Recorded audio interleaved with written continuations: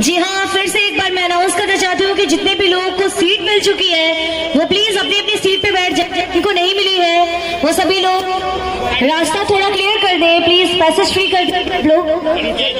और हमारी ब्राइड आने वाली है तो प्लीज सभी लोगों से रिक्वेस्ट है कि पैसेज फ्री कर दें।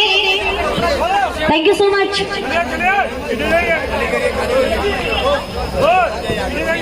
पीछे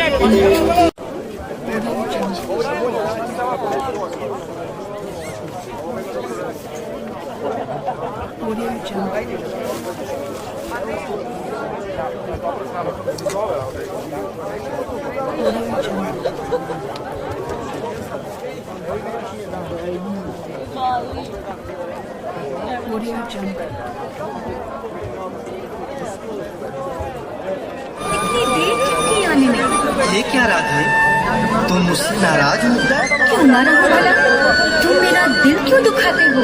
अच्छा, अब मान भी जाओ। आप लोग